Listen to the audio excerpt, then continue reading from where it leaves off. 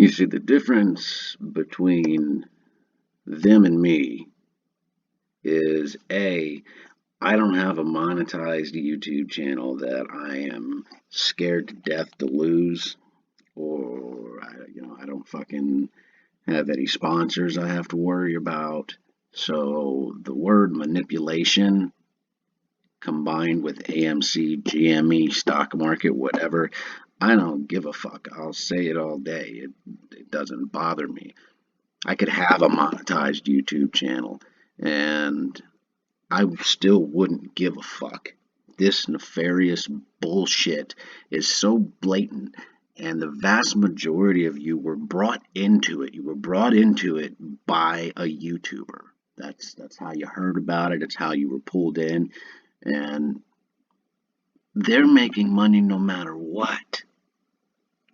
Most of them already made a lot of money. They already did. They took profits. Those that were vastly invested, we fly up to 70 and then immediately drop to 40. That's not little guys selling off. I mean, anyone that, put $1,000 to $5,000 into this after $10, you didn't really make your life-changing money then unless you're a call options expert and you knew what you were doing before you got into this. You could have made a nice hefty sum, but still not really nowhere near the millions. But you could have made a couple 100,000 if you had invested like 5,000 in options and shit. Very, very possible. But again, this is the shit none of these guys talk about. And the reason they don't is because, A, they really don't look at the stocks, and they look at them the wrong way. They look at them going sideways. You need to put the stocks on top of each other during the day to really, really notice it. I mean, I first started noticing it watching someone else's live stream. And they're over here going, oh, yeah, well, usually when this one moves up, this one moves up. And we'll see what happens. And I'm just sitting there like, well, are you stupid? Because literally they're moving down the exact same two. And this is them. And I know you can't tell which one's which. If I cover the tickers, you have no idea which one's AMC, which one's GME. And it doesn't make any fucking sense. It makes none. But this is where they really started following each other a lot. Like, this is where I really started noticing that about 95% of the action intraday was almost identical. And it was around the 10th. And this is probably around the 10th too. Yeah, 11th, whatever, either way. But there was a difference here. You had AMC that had finally got its big jump up to 70, so things were different. And then people really started believing the shit, so they started buying more GME and buying more AMC, and nobody sold. The biggest problem that we had was YouTubers they didn't give an exact date, but they gave a month. And I'm going to show you right now. They literally told many of the people invested in this, I wholeheartedly believe we're going to see the squeeze in June. And this was after the run-up. Like, this wasn't it. This was the fake squeeze, but we're going to see it in June. Now, let's take a peek at how June 30th looked on both these charts. If I can find it. Oh, I already know where it's at. It's going to be right here somewhere. Yep. Right here. Still rocking around in the 50s, they're fucking living it up, waiting for it to crush into 64 and fly to the moon. And you hit July 1st. June's gone. June's over. Boom. It's been a non-stop tank fest since June has ended. Why? Because if I was a hedge fund and the leaders of this community told everybody, yeah, I'm going to see it in June. We're going to see this in June for sure. I really feel strongly it's going to happen in June.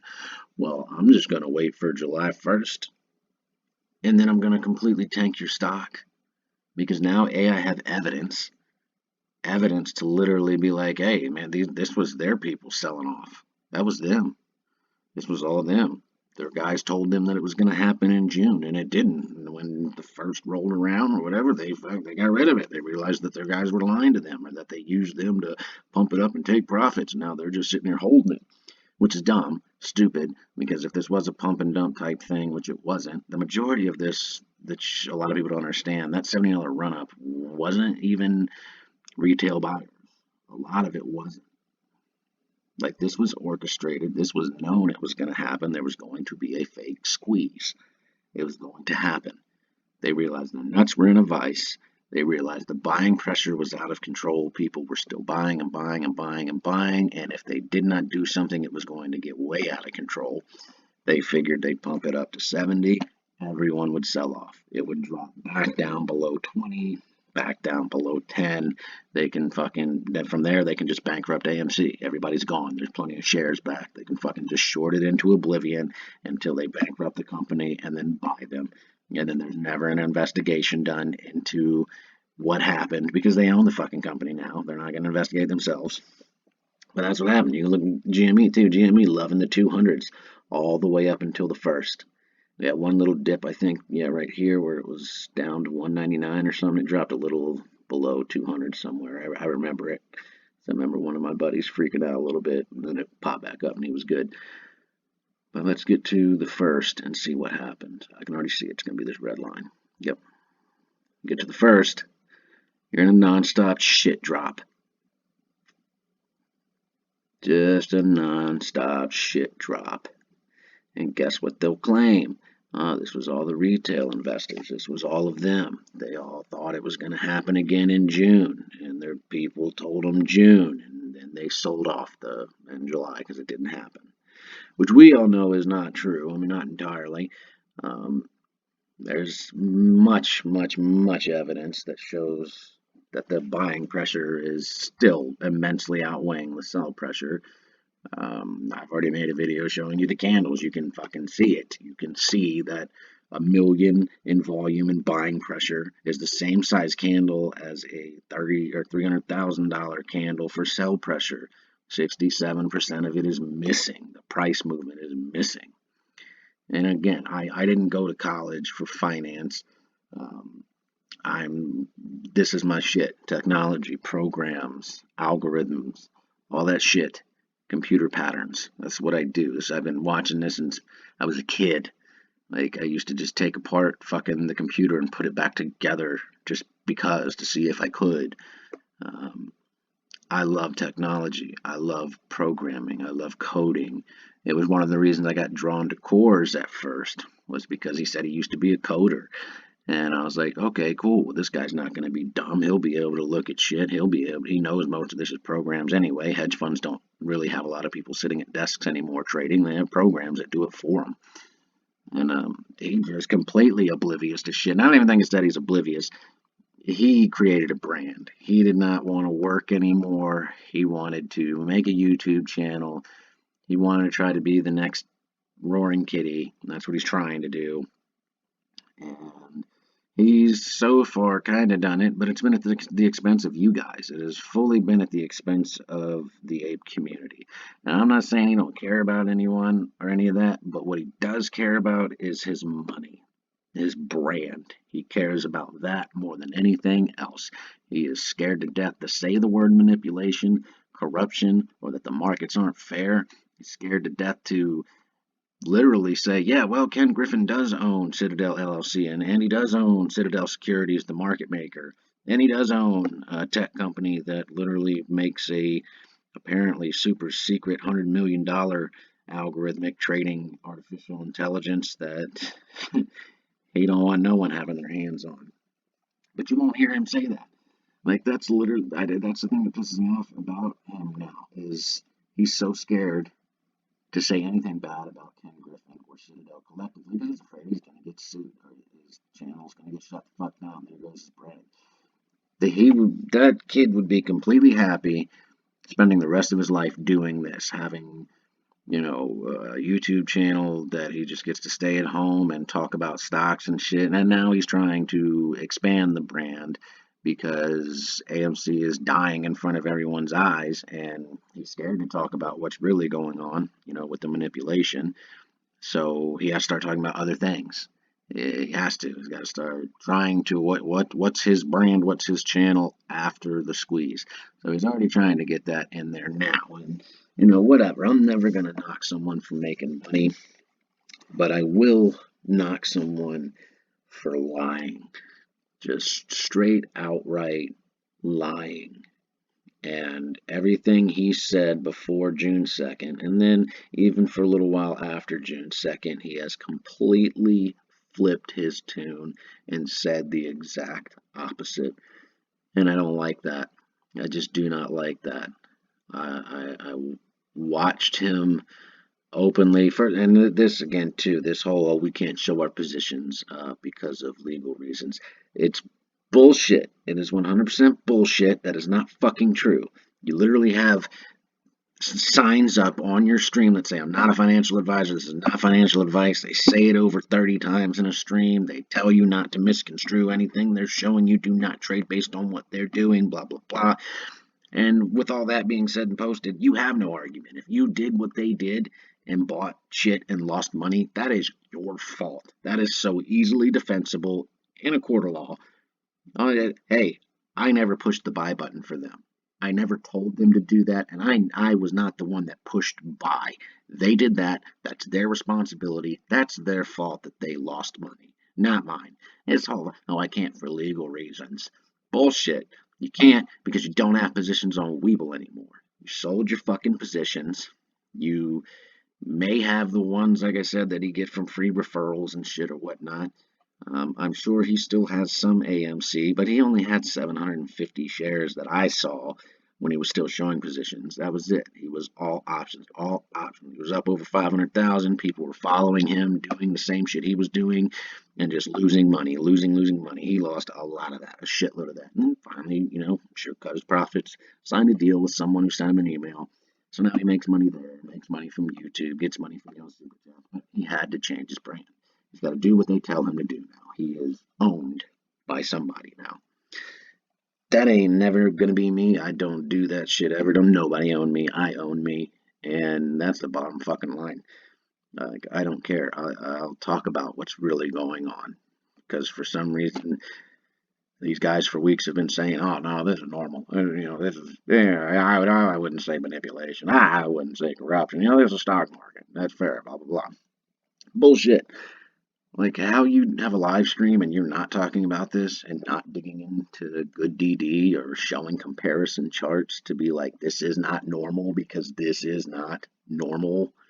This is crazy. You can pull up every ETF right now that has fucking, let's see.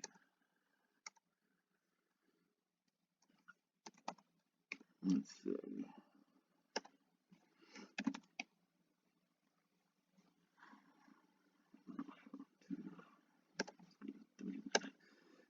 They've all used different on here, so this might not be a very good comparison. Yeah, so they're all fucked up.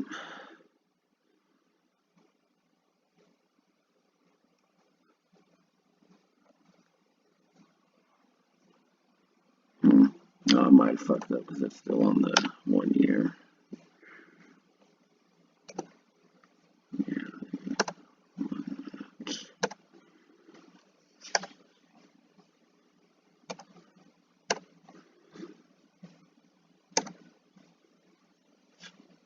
Alright, so IWM on the 1 minute.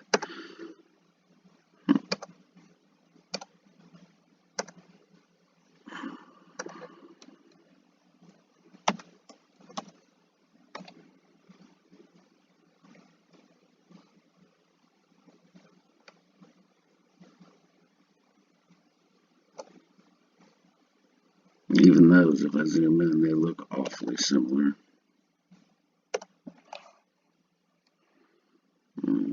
What else we got? A few others.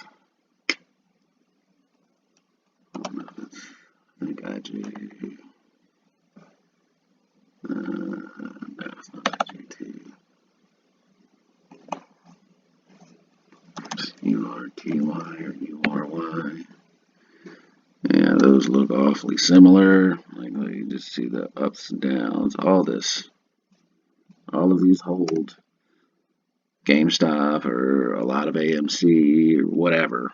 And their charts are very, very similar because these are what are being shorted now, all on a downtrend because most of these hedge funds cannot borrow direct stock anymore of AMC or GME. They're either way over leveraged or they can't meet the margin requirements that have been puffed up.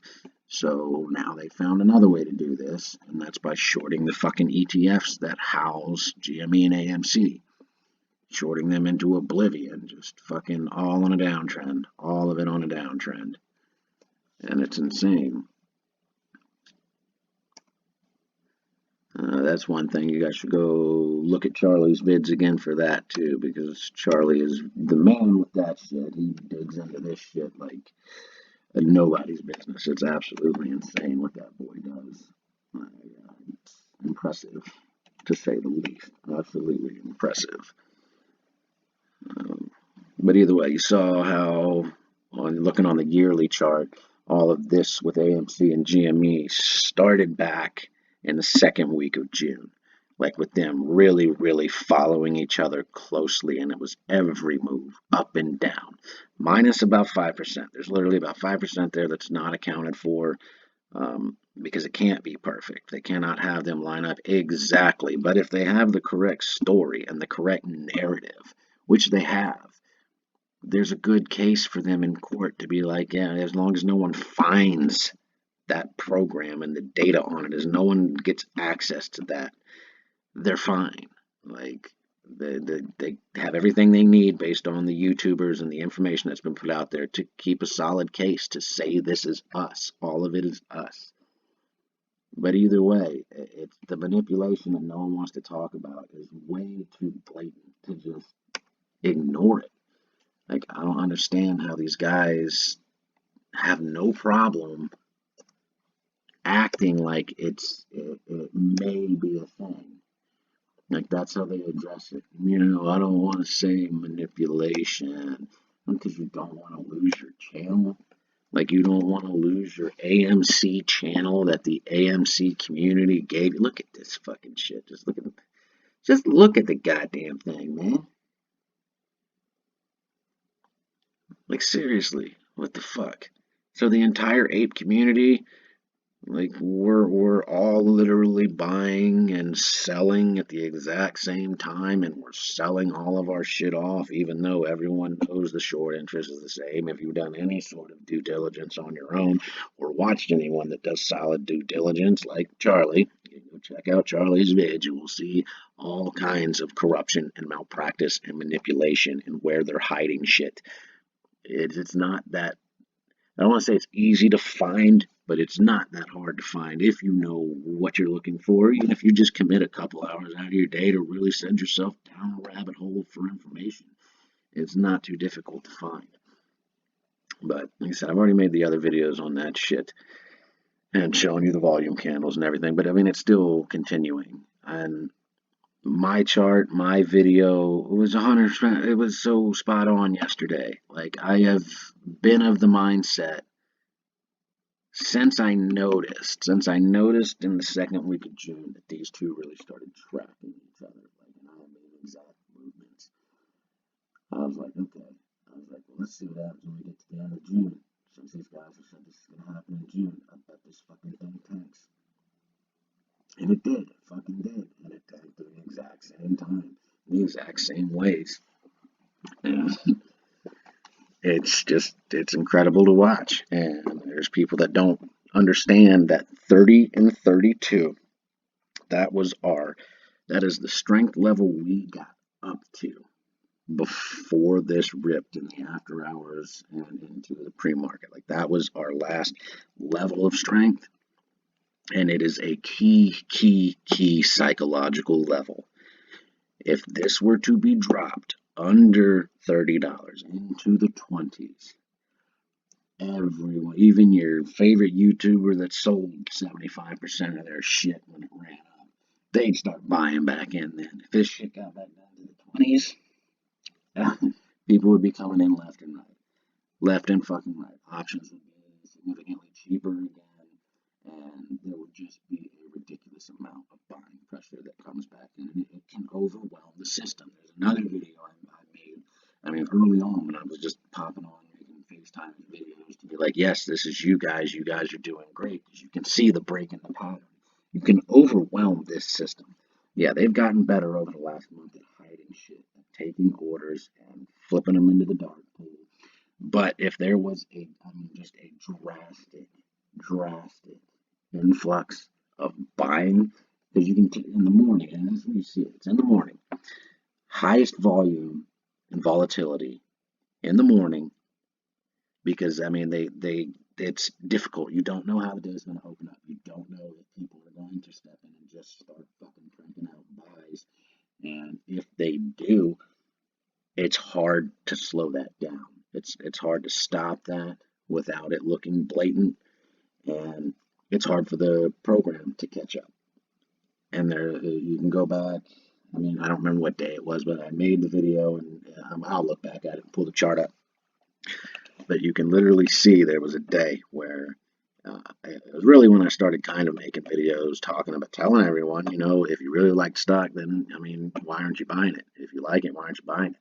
You're sitting there watching shit tank and go down, and you're wondering why. It's very simple, very, very simple. And there was a day there where just people came in and started cranking it out with the buying. I mean, it tore off from following GME. They turned off the computer. They turned off the program, and people did have to man their stations. They had to try to combat the buying pressure that was coming in because the computer could not keep up with the volume. It couldn't handle it. It couldn't divert it anywhere. It was fucked. And that shit was just flying up. And it was a beautiful thing. And it could happen again, but the issue is this is a psychological game at this point.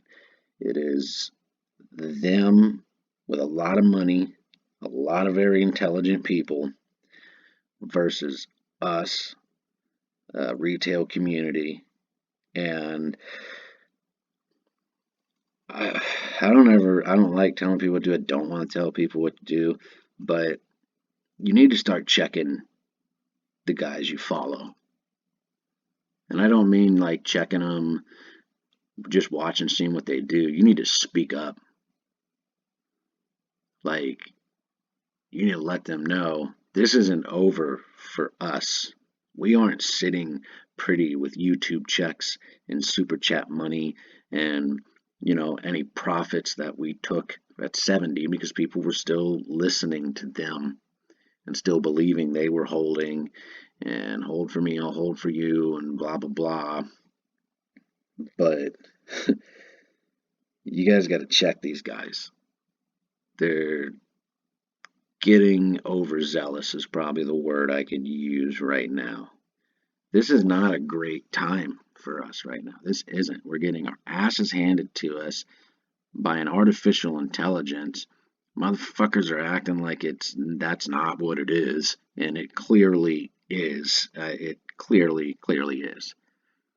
The people who are selling cars or have a finance degree are not going to fucking tell me what it looks like when a computer's doing something, some shit that I was born with a fucking computer in my hand, basically.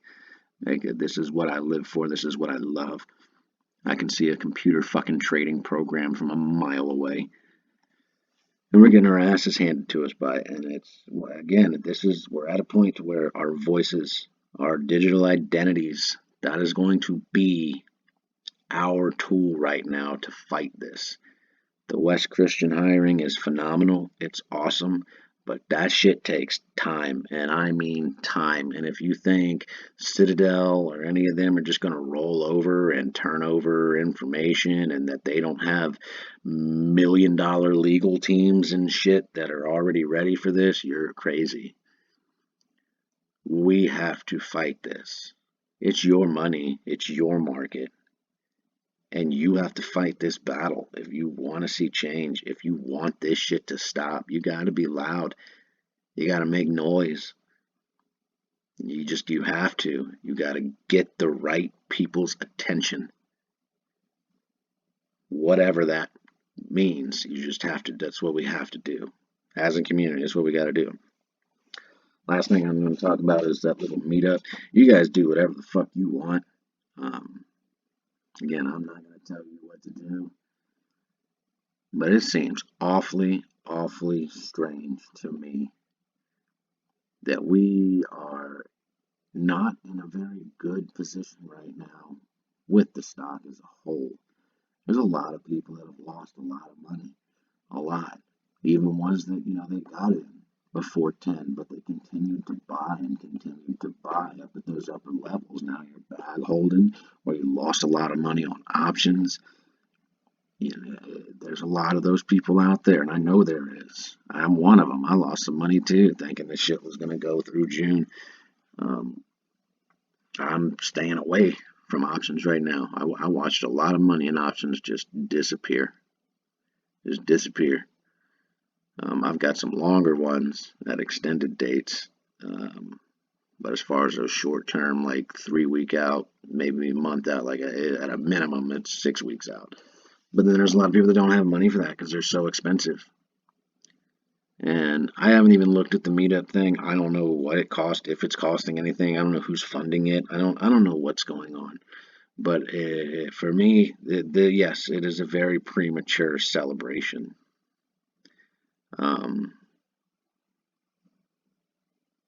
I don't understand what anyone would want to meet up and celebrate right now. We're getting fucked in a very illegal manner. And that doesn't make me want to celebrate. It doesn't make me want to celebrate at all. But again, a lot of those guys are excited. You got to see it from their view too. I'm sure they want to meet up and hang out and keep morale up, and that's a lot of what this is about. They want to keep up morale. I have no idea if any of them are making money or anything off of that, but I know a lot of it's about morale, just keeping spirits up and shit. But I just personally don't think a meetup is kosher at this time. Should have did that shit when we was in, upper 50s and 60s and shit, I guess. When, maybe people could have been like, you know what, I'll close this contract out. And, yeah, I'll go spend the weekend doing whatever. But yeah, I just don't think that this is the time for that. Just because I don't understand what anyone's celebrating. I don't. And, I'm older. I'm in my mid 30s. I've been around for a little while, and I've worked in sales. I've worked in marketing. I've worked in customer service. And I understand how these YouTube channels work. And I understand that these boys have to keep bringing in new ways to keep you all entertained. They have to, especially with what's going on with what brought you in the first place. The only reason you even showed up isn't exactly fun to watch anymore. And they won't talk about what's really going on, and when they do, it's always like, well, let me call my lawyer. They're just afraid to say anything. So, anyway, these are the things that need to be brought up. Blatant manipulation that you can see, but you can't see it when you're only looking at AMC. I think you should be watching charts if you have the time, different charts, the whole market. Pull up 6, 7, 8, 9 charts. Look at how other shit moves in comparison to that. Pull up 2 stocks in the same industry and watch how they move throughout the day. And then watch them against these 2 that have nothing to do with each other as a company. Nothing. And you're going to be like, wow, what the fuck? Yeah, that is strange. That is weird. Like I said, go subscribe to Charlie's vids if you haven't. His DD is phenomenal. He goes over a lot of the same shit that I dig into. I just don't.